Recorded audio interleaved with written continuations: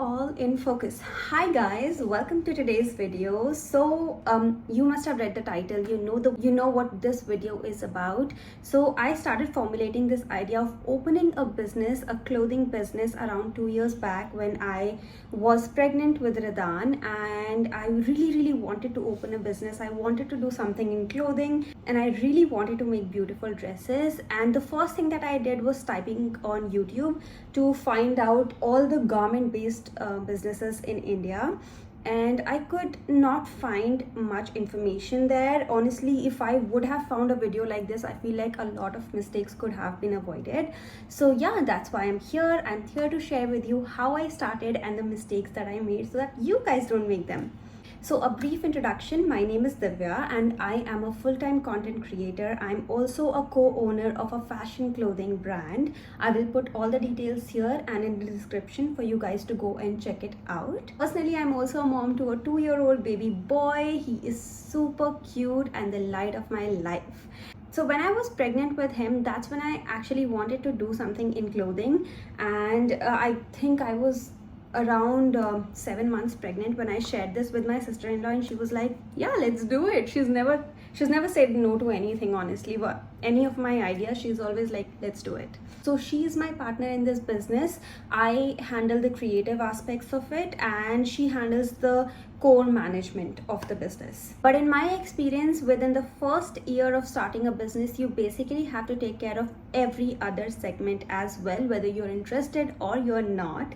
So you have to take care of the finances, you definitely have to take care of the production, the shoot, the raw materials, and I will definitely get into a lot more. So let's get started. Now, why did I start this brand? Honestly, I saw that there were a lot of international designs that I really liked, and when I searched it in India, I couldn't really find those designs and I really wanted to wear them myself. And when you go on Pinterest, there are so many beautiful dresses, but in India you can't really find a brand that's making them. And even if you manage to find those designs, they are made by big designers. And honestly, there was this one time I was searching for this beautiful long length satin gown, and I found it on one of the designers on Nykaa Fashion, and it costed around 47,000, which was just too much for a dress, honestly. Yeah, that's where my motivation came, and I really wanted to make designs that I wanted to wear, that were fashionable, that were really easy breezy, beautiful, and that made the girls feel really feminine and pretty. So yeah, that was the goal. Okay, so the initial research and planning was done by me.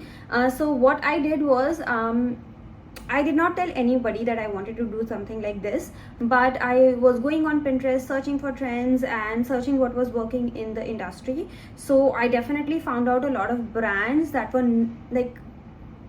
making similar things but in a lot more expensive way. Then I saw that nobody was really making dresses in a particular price frame, and so that's where I set a price frame. So our dresses range from 4,000 to around 15,000 depending on what you're taking, because we have really heavy dresses as well. We also customize Indian wear, which goes a little up in cost. So Indian wear for us goes around 25. We make lehengas, we make heavy saris, and we do a lot more customization work, so the prices may vary. And when I shared this idea with my sister-in-law, she was really interested in making it come true. And then we started researching about where to get fabrics, how to get the garments actually stitched, and the main framework of the business. We actually created that together. And yeah, that's how the brand initially started. Now, the resources that helped me to actually create this business were first and foremost Pinterest. Honestly, there is so much inspiration on Pinterest. If you have a particular taste when it comes to outfits or jewelry or some other product that you want to create, all you have to do is type it on Pinterest and it will definitely come up with like similar items, and you can just scroll down, make pins, make boards, and keep it as an inspiration for your own brand. So that helped me a lot. I knew what I was aiming for. I had a mood board, and you know the kind of dresses you want, you definitely save it through a board, and that can act as an inspiration for your business.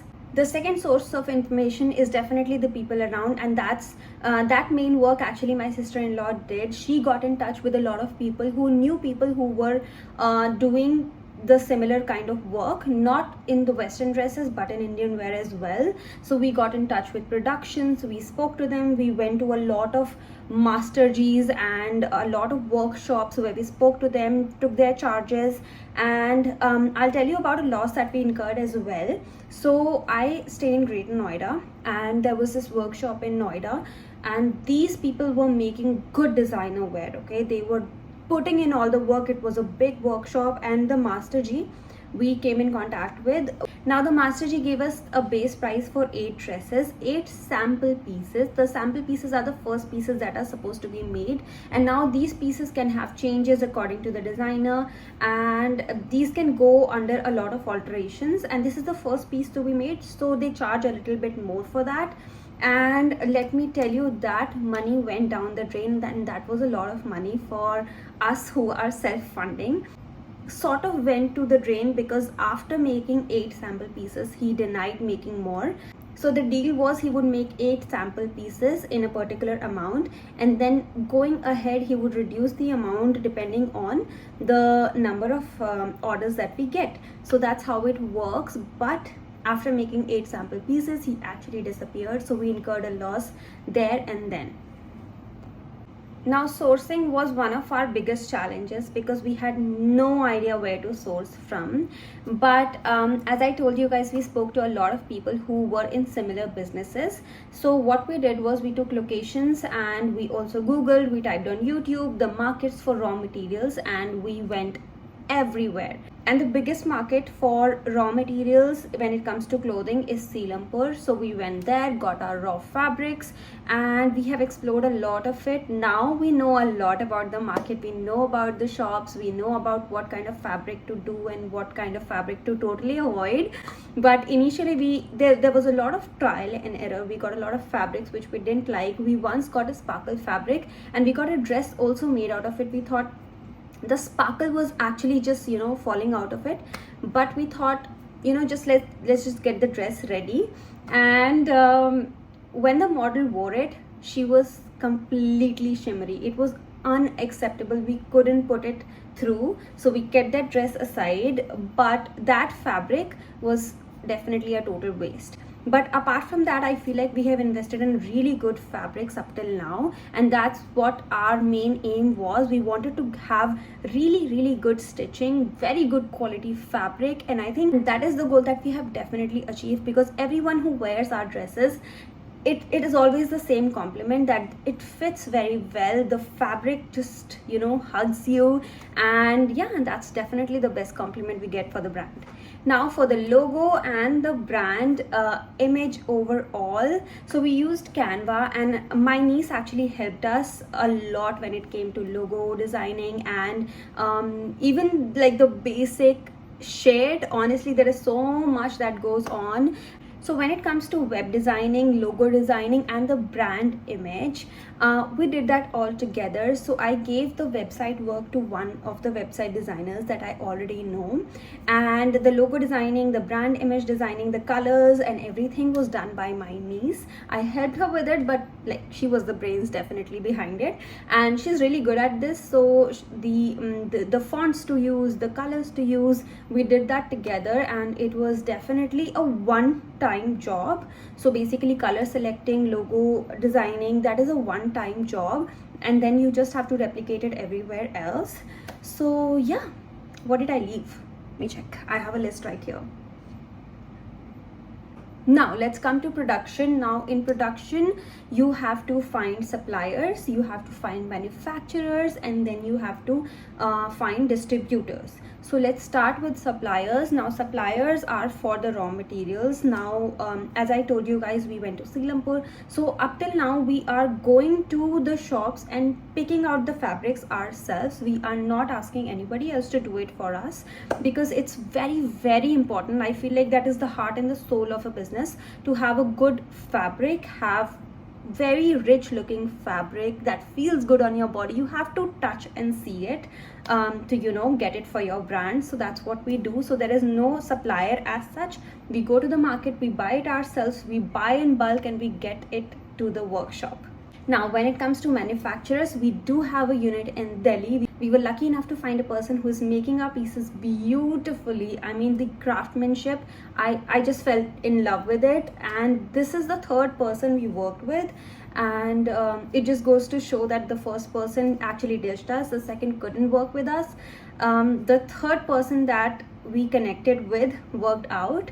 So yeah, it was kind of a long wait. Honestly, it took us almost 6 months to find a person to work with, to find a manufacturer who would actually make our dresses. It took us almost 6 months to find a manufacturer that would even consider making our dresses, because when it comes to Indian wear, there are a lot of tailors, lot of master Gs who are doing it, but when it comes to corsets, when it comes to western wear dresses, there are not a lot of people who are doing it. In Noida especially. In Delhi, I'm sure there are a lot of people who are doing it, but Noida, not so much. Now third, the distributors. Once your raw material has reached your warehouse, your manufacturing is done, now you need to take orders and get it shipped. So we have shipping services that we have taken, and right now I feel like we're paying a little bit extra because our orders are not in bulk, but these shipping companies do have a lot of offers. It just totally depends on the number of orders that you're getting. And right now we are in collaboration with Blue Dart, and they do our shipments all over India. They're a very good company, very reliable. Okay, what did we do to enhance our online presence? So before starting the production, we got the fabrics, and I really wanted to do like an introductory video. So I had this idea that we would shoot it, the flowing fabrics, and I just wanted to show the fabrics. I never wanted to show the designs, because that was something that I wanted to reveal later on very nicely in a photo shoot. We did like flowing fabrics, and we actually draped the golden fabric on my knees, and the video came out so good. I loved it. That is actually one of our most loved videos, and we released it even before releasing the actual designs. Now, to market our products, we definitely use Instagram ads for now. We haven't invested in influencer marketing. I've used my familiar faces, my niece, I have shot on myself, my sister-in-law, who is my co-owner in the brand, has shot, and we have recently done a shoot with the model. I'll put the pictures here. It's definitely beautiful. This arc that you're seeing right here is handmade by 3 of us. It took us the whole day to make this, but it definitely looked very ethereal in the shoot, so we wanted it there. Okay, so this video, ये तो बहुत लंबी video हो गई है. So yeah, I think I'm gonna wrap this video up right here. If you guys have any question, make sure that you comment down below, and you follow my page on the socials. This is my personal page, and this is my business page, which is House of Ivy. Go check out the products. I would love to know from my YouTube family about how you like the products. So go check it out, and I will definitely hold a giveaway very, very soon. So go follow the account, and yeah, I'll see you guys in my next video. Bye. And personally, I'm also a mom to a 2-year-old.